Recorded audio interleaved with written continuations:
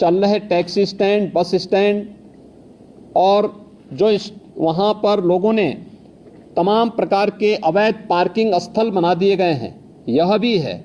और शहरी क्षेत्रों में या नगरीय क्षेत्रों में या सड़क के किनारे जो बस्तियां हैं, वहाँ पर अतिक्रमण भी इसका कारण है। इसलिए संयुक्त रूप से इस पूरे कार्यक्रम को केवल परिवहन विभाग का कार्यक्रम नहीं है, हमने इसलिए गृह विभाग को इसकी ओवरऑल मॉनिटरिंग करने की जिम्मेदारी दी है। गृह विभाग पीए सिस्टम के साथ साथ ट्रैफिक पुलिस को भी ठीक करेगा।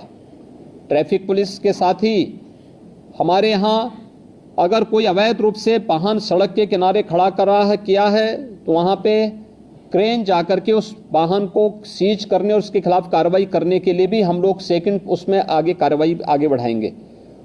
परिवहन विभाग की जिम्मेदारी इसमें बहुत महत्वपूर्ण हो जाती है। आपने भी गाजियाबाद की दुखद घटना देखी होगी जिसमें स्कूली बस से एक बच्चे का सिर बाहर होने के बाद 11 वर्ष के उस बच्चे की दुखद मृत्यु होती है। दुखद मृत्यु के बाद जब बस का फिटनेस के कागज मांगेगा तो उसकी फिटनेस ही नहीं थी। ये परिवहन विभाग की पहले प्राथमिक जिम्मेदारी थी कि हर एक बसेज का स्कूल कॉलेजेस खुलने के पहले हम सुनिश्चित करें कि उनके पास अपने वाहनों की फिटनेस सुनिश्चित हो। लापरवाही हुई, उसमें जवाबदेही भी तय की गई। परिवहन विभाग को इस बात को सुनिश्चित करना होगा कि सभी प्रकार के बसेज का, ये स्कूली बसेज हों, प्राइवेट में कॉन्ट्रैक्ट कैरिज में चलने वाली बसेज हों, या फिर परिवहन विभाग के साथ संबद्ध बसेज हों, या फिर उत्तर प्रदेश परिवहन निगम के द्वारा संचालित वाहन हों, या ट्रक हों, 4 व्हीलर हों, 2 व्हीलर हों, इनको नियमित रूप से इनकी चेकिंग करना और ट्रैफिक के नियमों का पालन करवाने की व्यवस्था इनसे सुनिश्चित करना, यह परिवहन विभाग सुनिश्चित करें। उनकी जो फील्ड में तैनात जो भी उनके अधिकारीगण हैं वे इसको सुनिश्चित करवाएं। पुलिस की मदद भी लें, ट्रैफिक पुलिस की मदद भी करें। ओवरलोडिंग को रोकना, सड़क के किनारे कोई ट्रक, कोई बस अवैध रूप से पार्किंग न करें और सभी जिलाधिकारी और पुलिस अधीक्षक इस बात को सुनिश्चित कर लें। उप जिलाधिकारीगण भी और डिप्टी एसपी भी इस वीडियो कॉन्फ्रेंसिंग के साथ जुड़े होंगे। वे इस बात को नोट करेंगे, किसी भी सड़क पर, वह हाईवे हो, स्टेट हाईवे हो, एक्सप्रेसवे हो, जिला मार्ग हो, नगरीय चौराहा हो या कोई भी अन्य स्थल हो, अवैध bus stand, taxi stand, 3 wheeler stand, rickshaw stand या कोई भी इस प्रकार की अवैध गतिविधि नहीं चलनी चाहिए। स्टैंड का मतलब सड़क के किनारे उसके पास पर्याप्त मात्रा में पार्किंग का स्पेस हो, वहां आने वाले यात्रियों के लिए कुछ बुनियादी सुविधाएं हो, महिलाओं के लिए, पुरुषों के लिए टॉयलेट हो, पेयजल की सुविधा हो, बैठने की व्यवस्था हो, तो कोई व्यक्ति स्टैंड के नाम पर तब वहां पर प्रशासन से अनुमति लेकर के तब तो स्टैंड की फीस वसूल कर सकता है। लेकिन अगर सड़क पर कोई करता है तो उस पर अवैध रूप से संचालित इस प्रकार के सभी वो अगले 24 घंटे के अंदर बंद होने चाहिए। बंद होने के साथ ही हमें सुनिश्चित करें कि अगर कोई व्यक्ति इस तरीके के उसको करने का अभ्यस्त है तो उसमें एफआईआर लॉन्च करके, गैंगस्टर के अंदर एफआईआर लॉन्च करके उसमें फिर हमें उसकी पूरी संपत्ति को जब्त करना चाहिए। उसने इस प्रकार के अवैध वसूली से जो पैसा कमाया है वह राजकोष में वो पैसा आना चाहिए। इसकी कार्रवाई हमारी आगे बढ़ जानी चाहिए। इसलिए अवैध रूप से स्टैंड नहीं चलेंगे। लखनऊ अगर हम अयोध्या की ओर से आते हैं या बाराबंकी की ओर से आते हैं या कानपुर की ओर से आते हैं, कई कई किलोमीटर तक हम लोग देखते हैं ट्रक्स खड़े हैं हाईवे के किनारे। क्यों खड़े हैं? बहुत बार एक्सीडेंट के कारण भी बनते हैं। ये सड़क के किनारे कोई वाहन खड़ा नहीं होगा। नियमित पेट्रोलिंग करना, परिवहन विभाग और गृह विभाग इस बात को सुनिश्चित करेंगे। पेट्रोलिंग सुनिश्चित करते हुए सड़क के किनारे कोई भी इस प्रकार के वाहन खड़े नहीं होंगे, उनके लिए पार्किंग का स्पेस उपलब्ध करवाइए, या अन्यथा वो सड़क पर चलते रहें। ढाबा भी अगर पार्किंग के लिए नहीं है तो ढाबा को भी, इस प्रकार के अवैध ढाबों को भी आप सड़क के किनारे से हटाएंगे। एक्सप्रेस हाईवे हो, पीडब्ल्यूडी से जुड़े हुए मार्ग हो, नगर विकास से जुड़े हुए हो या किसी भी अन्य विभाग से जुड़े हुए मार्ग हो, अवैध अतिक्रमण इनमें से सब जगह हट जाना चाहिए। हर हाल में हम इस बात को सुनिश्चित करें, ये सभी संबंधित विभाग इसके साथ जुड़ेंगे। मुझे आश्चर्य होता है कि बच्चों को पहले स्कूलों में ट्रैफिक के नियमों के बारे में जानकारी बताई जाती थी। आज ये सभी चीजें पाठ्यक्रम से एक प्रकार से नदारद सी हो चुकी हैं। मैंने प्राथमिक शिक्षा, माध्यमिक शिक्षा, उच्च शिक्षा, इन सभी से मैंने कहा था कि हर जनपद में प्रधानाचार्यों की ट्रेनिंग का एक कार्यक्रम, मुझे विश्वास है कि सभी जगह हुआ होगा। जिन लोगों ने ट्रेनिंग ली है, विद्यालय के प्रिंसिपल होंगे, प्रधानाचार्य होंगे, प्राचार्य होंगे, वे सभी अपने अपने विद्यालयों में ट्रेनिंग के साथ साथ बच्चों में अब एक हम लोग हैंडबिल हर जनपद में सूचना विभाग की तरफ से भेज रहे हैं। इस हैंडबिल का प्रकाशन हर एक बच्चे के पास ये हैंडबिल पहुंच जाए, कॉमन मैन के पास भी पहुंचे, चौराहे पर जहां पर हमारे पब्लिक एड्रेस सिस्टम हो वहां पे भी ये पहुंचे, हमें क्या करना है क्या नहीं करना है। अच्छा हैंडबिल बनाने का प्रयास हुआ है। बच्चों को बताने की व्यवस्था, उनको स्कूल में बताना, हम सड़क पे चल रहे हैं, हमें कैसे चलना, पैदल चल रहे हैं, कहां से हमें सड़क क्रॉस करनी है, हम टू व्हीलर में जा रहे हैं, हमें किन नियमों का पालन करना है, हम फोर व्हीलर में चल रहे हैं, हमें किन नियमों का पालन करना है, हमें टू व्हीलर, फोर व्हीलर या सड़क पे चलते समय मोबाइल फोन या ईयरफोन का इस्तेमाल करना है नहीं करना है, इसके लिए क्या सावधानी बरतनी है। ये सभी चीजें सामान्य जानकारी है। इन सभी सामान्य जानकारियों को अगर हम स्कूली बच्चों को देंगे तो वे बच्चे अपने घर में अपने अभिभावक को भी बताने में थोड़ा सफल हो सकते हैं, बता सकते हैं। और हर एक स्कूल कॉलेजेस में इस प्रकार की डिबेट भी होनी चाहिए, कार्यक्रम भी होने चाहिए। अगले 2 दिन विद्यालय चलेंगे, उन 2 दिनों के अंदर हम इन कार्यक्रमों को वहां पर लागू करने का प्रयास करें। कहीं प्रभात फेरी निकले, कहीं इस पे टॉक हो, कहीं यहां पर डिबेट हो, कहीं यहां पर कुछ अन्य कार्यक्रम चलने चाहिए। ये स्कूल कॉलेजेस की एक जिम्मेदारी बनती है और इसके बारे में हमें प्रतियोगी कार्यक्रम भी वहां पर आगे बढ़ाने चाहिए। इसके अलावा हम इसमें तमाम अन्य संगठनों की का भी सहयोग, स्वयंसेवी संगठन होंगे, सड़क सुरक्षा से संबंधित जानकारी देने वाले तमाम अन्य सामाजिक संगठन होंगे, उनका भी हम इसमें मदद लें। इसमें हम लोगों से इस बात को सुनिश्चित करें कि सड़क स्टंट करने की जगह नहीं है। ओवर ब्रिजेज या फ्लाईओवर के ऊपर जो स्टंट होते हैं, जो युवा स्टंट कर रहे हैं अपने बाइक से, हर हाल में इसको रोकना। बाइक से चल रहे हैं तो हेलमेट अनिवार्य करने की आवश्यकता है, बताने की आवश्यकता। 1 सप्ताह अवेयरनेस के कार्यक्रम चलाइए, पहले अवेयरनेस, और फिर अगर अवेयरनेस के बाद आपको लगता है कि अब हमें इन्फोर्समेंट की आवश्यकता होती है तो उसके बाद फिर हमें इस कार्यक्रम को उसके बाद फिर आगे बढ़ाना चाहिए। इसलिए पब्लिक एड्रेस सिस्टम को सक्रिय करने और उनका उपयोग करने के लिए ही हमने इस बारे में कहा। हैंडबिल का वितरण, होर्डिंग्स लगाना, हर एक जनपद में, हर एक चौराहे पर, हर एक स्तर पर सूचना विभाग से इसके बारे में पूरी जानकारी लेकर के सावधानी बरतने की दिशा से अच्छे होर्डिंग्स परिवहन विभाग के द्वारा, गृह विभाग के द्वारा, नगर विकास विभाग के द्वारा, पीडब्ल्यूडी के द्वारा, अन्य सभी संबंधित शिक्षा विभाग के द्वारा, इनके द्वारा हर एक स्तर पर लगाने की आवश्यकता है। इसके पोस्टर बनाए जा सकते हैं, एलईडी में, एफएम रेडियो पर, लोकल स्तर पर, इसके हम तमाम कार्यक्रम इसके आगे बढ़ा सकते हैं। ये चीजें हम सुनिश्चित करें। परिवहन विभाग इस बात को सुनिश्चित करें कि जो वह ड्राइविंग लाइसेंस देते हैं हम ऑनलाइन तो दें, लेकिन इस बात को सुनिश्चित करें कि ट्रैक पर भी हम उनकी एक बार देखें कि वह इस योग्य है कि नहीं है कि हम उसे ड्राइविंग लाइसेंस दे सकें। अन्यथा खैरात के भाव बांटने की वो बंद करिए और आरटीओ के कार्यालय दलालों से मुक्त हो, किसी भी प्रकार की दलाली की गतिविधि वहां न चले। इस बात को भी हर एक जनपद में जिलाधिकारी और पुलिस अधीक्षक की टीम सुनिश्चित करें। ओवरलोडिंग को रोकने की कार्रवाई, जहां से ओवरलोडिंग हो रही है उसी केंद्र पर रोकना। ऐसा नहीं कि आप सड़क पे लेके आ रहे हैं और सड़क पर लेकर आने के बाद फिर सड़क पर अवैध रूप से जाम लग रहा है, लंबा जाम में लोगों को फंसना पड़ रहा है। जहां से हो रहा है वहां से आप बोलिए कि 5 टन की क्षमता है तो उसमें 15 टन नहीं जाएगा या 10 टन नहीं जाएगा। जितनी क्षमता होगी उसी हिसाब से आप उसको रिलैक्सेशन दे सकते हैं, लेकिन उससे ज्यादा नहीं।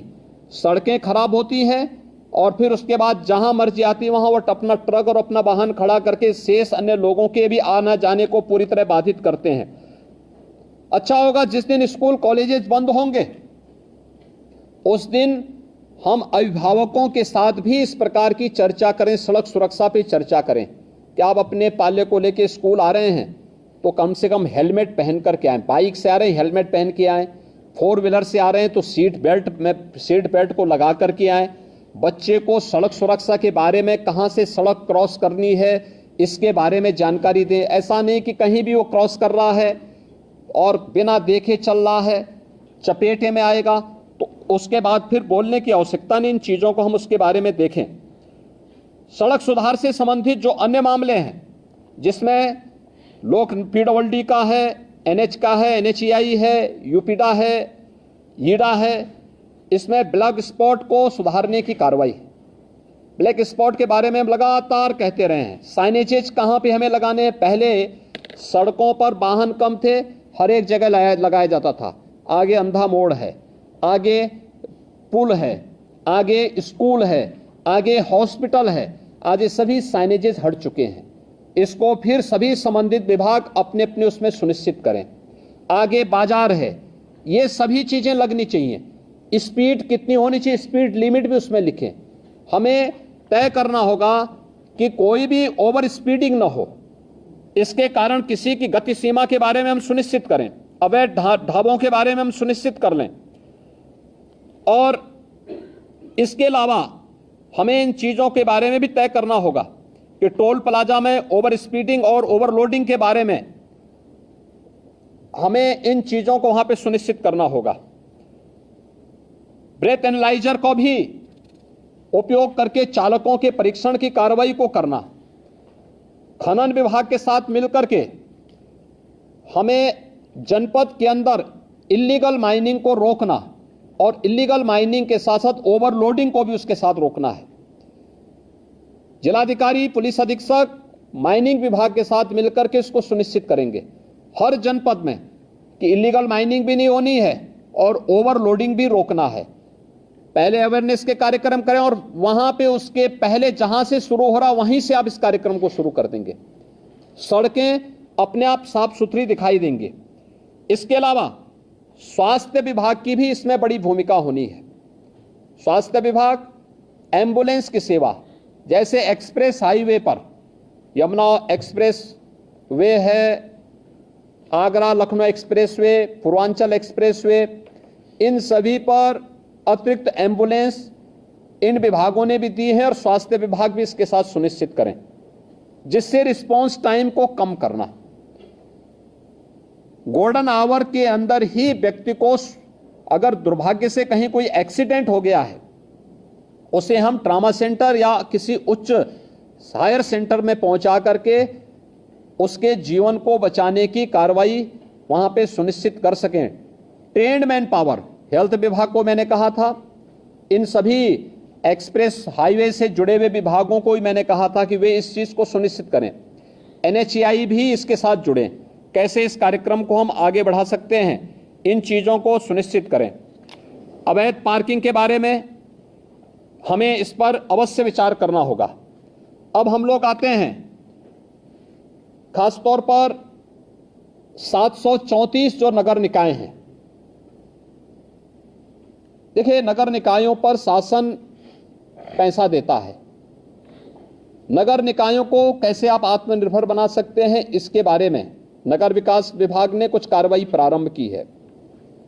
सभी ईओ और प्रत्येक नगर पंचायत, नगर पालिका और नगर निगम के साथ जिला प्रशासन कोई नोडल अधिकारी दे करके सुनिश्चित करें कि शासन के द्वारा जो आदेश दिए गए हैं उसका पालन सुनिश्चित करवाना। उसकी इनकम को बढ़ाने की कार्रवाई करना, उन्हें आत्मनिर्भरता की ओर ले जाना। हर एक नगर निकाय आत्मनिर्भर हो सकता है, प्रयास हो। वर्षों से जमे हुए बाबुओं को थोड़ा इधर उधर भी हटाइए, जंग लग चुकी है उन पे और जंग अपने आप हटेगी, इसलिए उसको आप ठीक कर देंगे तो उसको स्थानीय स्तर पर इस कार्रवाई को करना। अवैध स्टैंड जितने भी होंगे इसको हटाने की कार्रवाई एक अगले 24 घंटे के अंदर अवैध स्टैंड तो हम हर हाल में हटा दें। कहीं भी अवैध स्टैंड नहीं चलने चाहिए, कहीं भी, हाईवे पर, एक्सप्रेसवे पर, स्टेट हाईवे पर, नगर निकाय के अंदर कहीं भी नहीं चलने चाहिए, किसी जिला मार्ग पर कहीं भी न चले। इस बात को हम सुनिश्चित करें और जहां चलने हैं उसके लिए स्पेस उपलब्ध कराइए। आपके द्वारा उसको नोटिफाई किया जाए, बाकायदा उसको ऑप्शन निकाले जाएं और फिर वहां पे अच्छे लोगों को, माफिया प्रवृत्ति के किसी भी व्यक्ति को किसी भी ठेका पट्टे के साथ मत जुड़ने दीजिए। एक भी माफिया जुड़ेगा उसका पूरा गैंग फिर वहां पर अनैतिक और अवैध गतिविधियों का अड्डा बना देगा। हर एक माफिया की कमर तोड़ डालिए, कोई भी अवैध और अनैतिक गतिविधि उसको मत संचालित करने दीजिए। उसकी आर्थिक स्थिति अगर मजबूत होगी तो आपका जीना हराम कर देगा। उसकी आर्थिक गतिविधि को पूरी तरह ब्लॉक कर देना। और ये जितने भी अवैध स्टैंड चल रहे हैं, डग्गा मार बसें चल रही हैं, ओवर लोडिंग के कार्य चल रहा है, इसमें माफिया ग्रुप अभी भी हावी है। इसको रोकना, हर एक हाल में रोकना। मंत्री समूह जून प्रथम सप्ताह में हर जनपद में जाएगा। फिर से मैं भी हर जनपद में जाऊंगा, मेरे पास भी अनेक हर जनपद की रिपोर्ट प्रतिदिन आती है। उस समय मेरे पास किसी भी जनपद से कोई नकारात्मक रिपोर्ट नहीं दिखनी चाहिए और इस बात को सुनिश्चित करना है। दूसरा, नगरीय क्षेत्रों में निराश्रित गोवंश या आवारा कुत्तों को संरक्षित करके सड़क से बाहर करना, यह नगर निकाय की प्राथमिक जिम्मेदारियों में आती है। नगर निकायों ने अपनी जिम्मेदारी नहीं समझी है और इसको समझना होगा। सड़कों पर गोवंश न रहे, इसके लिए कान्हा ओपन की व्यवस्था करना हो, पीपीपी मोड पर कोई कार्यक्रम चलाना हो। जितने भी आवारा कुत्ते हैं सड़कों पर घूमते हैं, अन्य उसके बारे में व्यवस्था देना। हम ये भी सुनिश्चित करें कि तमाम लोग घर में भी अपना पालतू कुत्ता रखते हैं, हम सुनिश्चित करें कि वे सफाई साफ ठीक करना, समय पे स्ट्रीट लाइट जुड़े, ऑटो मोड पर रहे, सुबह होते ही अपने आप बंद हो, एक ऑटो मोड पर उसको चलाएं और साफ सफाई की व्यवस्था सुनिश्चित करना। नगरीय क्षेत्रों में ये साफ सफाई दिखनी चाहिए, पॉलीथीन फ्री होना चाहिए, कोई पॉलीथीन का उपयोग न हो। आधी समस्या मुझे याद है जब प्लास्टिक लोग उपयोग करते थे, किसी भी नगर में हम सफाई कितनी भी कर लें, हवा का एक झोंका आता था, उतना ही कचरा फिर से दिखाई देने लगता था। प्लास्टिक फ्री होने के बाद सड़कें अब साफ सफाई दिखने लग गई हैं, लेकिन जहां पे प्लास्टिक को अभी भी बैन नहीं किया गया है वहीं पर यह समस्या आती है, कचरे की समस्या वहीं आती है, गंदगी की समस्या वहीं आती है। प्लास्टिक हर हाल में बैन किया गया है, उसको कतई आप लोग अलाउ मत होने दीजिए। हर नगर निकाय वहां का जिस उप जिलाधिकारी के अधीन आ रहा है वो उप जिलाधिकारी, वहां के डिप्टी एसपी, जिलाधिकारी और पुलिस अधीक्षक इस बात को सुनिश्चित करेंगे कि इसको हम लोग किसी भी स्थिति में वहां पे नहीं चलने देंगे और उसको वहां से हटाएं और साफ सफाई की व्यवस्था सुनिश्चित करें। आईटीएमएस 17 के 17 नगर निकाय जो नगर निगम हमारे हैं, इसमें आईटीएमएस 10 में स्मार्ट सिटी मिशन के अंतर्गत या तो बन चुका है या बन रहा है, से 7 में राज्य सरकार, राज्य शासन की ओर से, नगर विकास की ओर से आईटीएमएस बनना है। आईटीएमएस को सेफ सिटी के साथ जोड़ना, गृह विभाग के साथ जोड़ना और सभी नगर 17 के 17 नगर निगमों के साथ साथ नोएडा, ग्रेटर नोएडा में भी हम इसको सुनिश्चित करवा लें कि इसको हम सेफ सिटी के साथ जोड़ेंगे और सेफ सिटी मिशन के अंतर्गत हम इस कार्यक्रम को आगे बढ़ाएंगे। हम जो सिटी के अंदर होर्डिंग लगाते हैं, बेतरतीब होर्डिंग बंद करवाइए। देखिए, स्मार्ट सिटी मिशन की एक शर्त है ये कि बेतरतीब होर्डिंग हटनी चाहिए और हमें हर हाल में इसको सुनिश्चित करना होगा। हर एक नगर निकाय के अंदर हम इसको सिस्टम के साथ जोड़ें। हम वहां पर इस बात को सुनिश्चित करें कि कहां पे हमारी होर्डिंग लगनी है, कहां पे हम लोग उसको स्क्रीन के साथ जोड़ सकते हैं, कहां पर हम उसको अन्य उसके साथ जोड़ सकते हैं, जिससे नगर के अंदर घुसते ही अच्छा दिखाई दे। कोई भी नगर निकाय ऐसा होना चाहिए जो आपका वहां की स्वच्छता ही वहां का पहला प्रतीक बन जाए। नगर निकाय के कार्यालय, वहां का भवन उस पूरे नगर निकाय के बारे में एक जानकारी दे सके, इसलिए उस पर ध्यान देना। उन वहां को जोड़ने वाली सड़कों को ठीक रखना, उसके सुंदरीकरण की प्लानिंग करना, उसको बेहतर तरीके से आगे बढ़ाना, जेब्रा क्रॉसिंग के निर्माण की कार्रवाई को सुनिश्चित करना।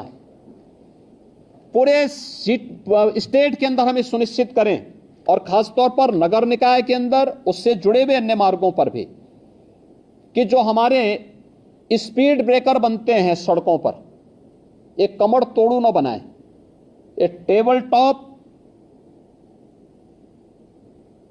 स्पीड ब्रेकर बने।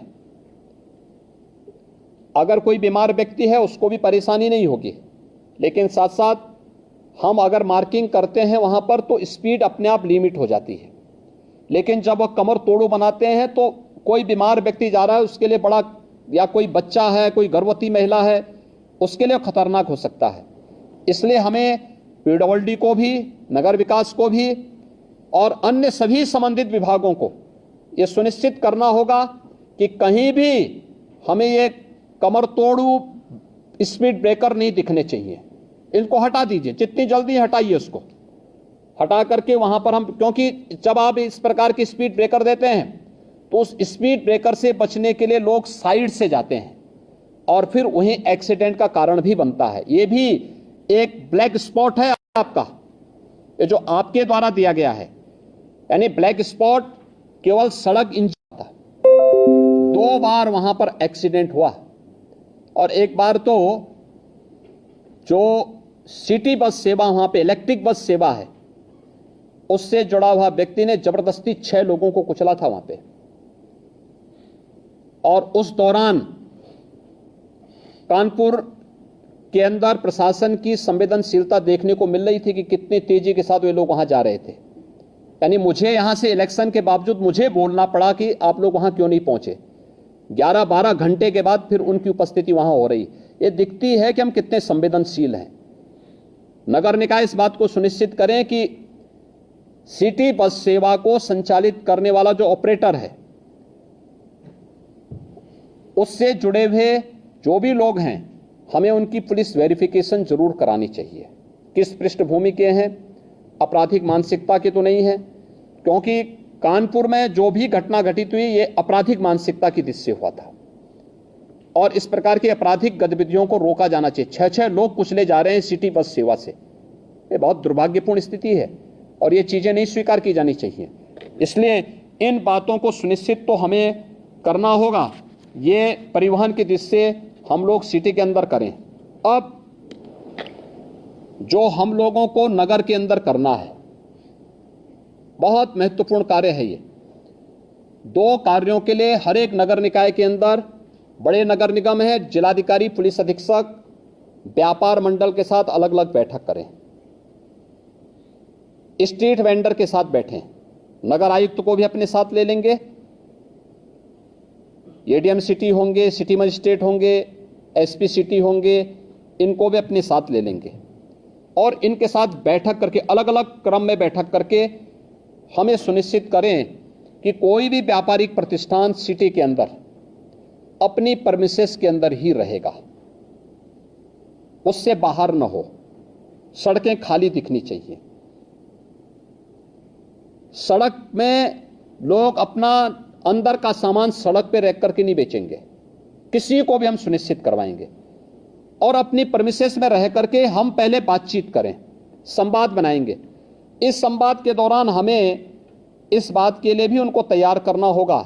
2 चीजें हो सकती हैं, हर एक क्षेत्र में अलग अलग व्यापार मंडल होते हैं, उनको भी विश्वास में लीजिए, उनके साथ बैठना, संवाद बनाना, और उनसे दो अनुरोध करना। एक, सुरक्षा के बारे में, रात्रि के लिए अगर गार्ड वे लोग भी रख सकें, वे 500-600 दुकानें हैं, अगर वे लोग महीने में 100 रुपया भी जमा करेंगे तो 500 रुपये में एक बड़ी राशि खड़ी हो सकती है। 2 गार्ड वे लोग रात्रि के लिए खड़ी कर सकते हैं और उनको पुलिस से वेरिफिकेशन अगर आप करा देंगे, पुलिस के साथ उनकी तालमेल होगी तो रात्रि के लिए। दूसरा, सीसीटीवी कैमरा, बड़े प्रतिष्ठान में सीसीटीवी कैमरा लगाना। हर बैंक में, हर वित्तीय संस्थान में, हर बड़े व्यावसायिक प्रतिष्ठान में सीसीटीवी कैमरे की आवश्यकता और इसको उनके साथ लगवाना। दूसरा, व्यापारिक गतिविधि अपने प्रेमिसेस के अंदर ही होगा, बाहर सड़क पे नहीं। सड़क में सामान फेंक करके, फैला करके लोग जो बेचते हैं, इसको हर हाल में अगले 1 सप्ताह के अंदर हमें इसे समेटना होगा और वे अपने प्रेमिसेस के अंदर करेंगे। पार्किंग की व्यवस्था सुनिश्चित करना हर एक जगह।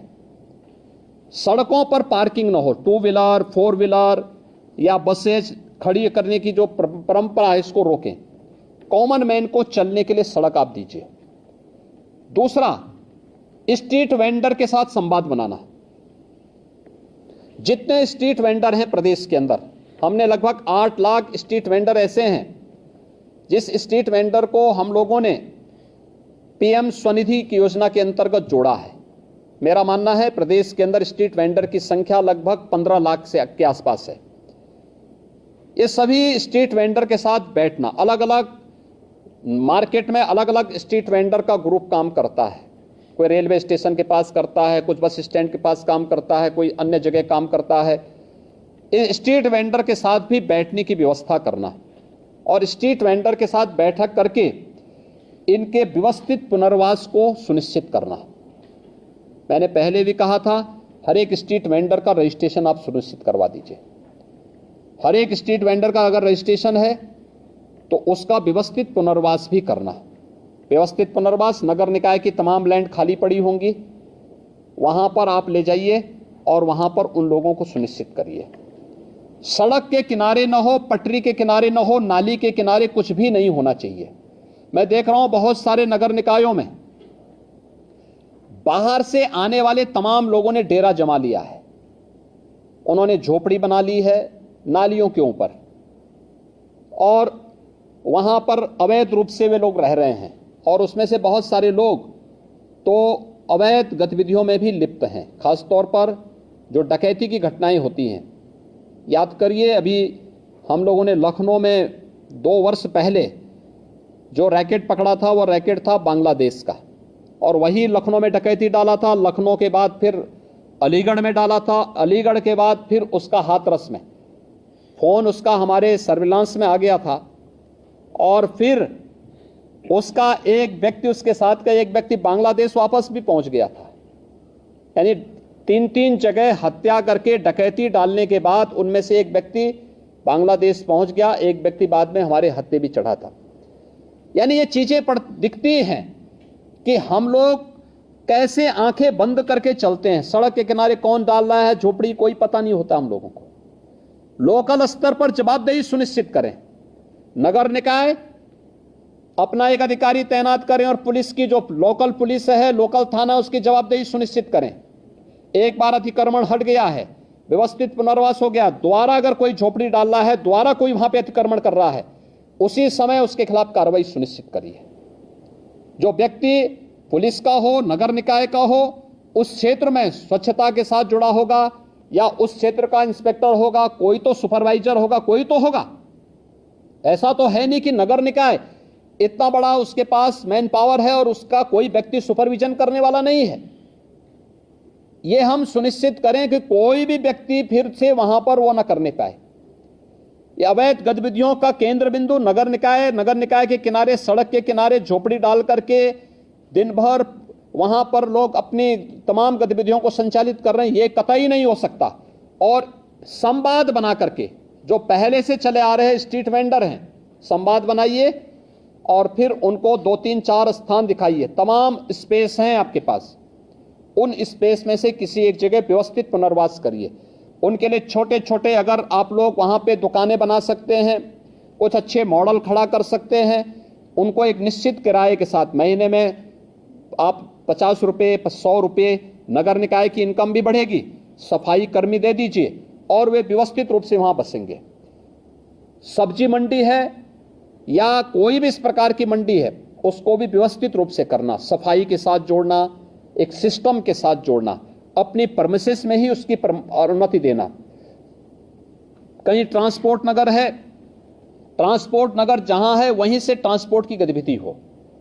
सिटी के अंदर कब आना है, कब उन्हें अपलोड करना है, कब डाउनलोड करना है, इन सभी चीजों को एक निश्चय उसके साथ आप बना करके तय करें और संवाद बना करके तय करें।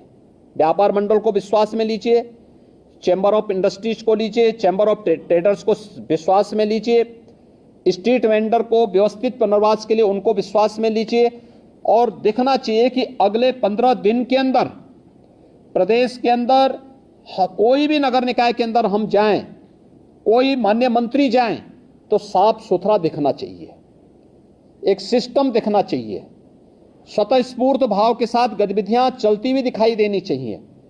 स्मार्ट सिटी के पीछे प्रधानमंत्री जी की जो मंशा है कि हमारी सिटी कैसे दिखनी चाहिए, उस प्रकार की मंशा को आप वहां पे पूरा कर सकते हैं।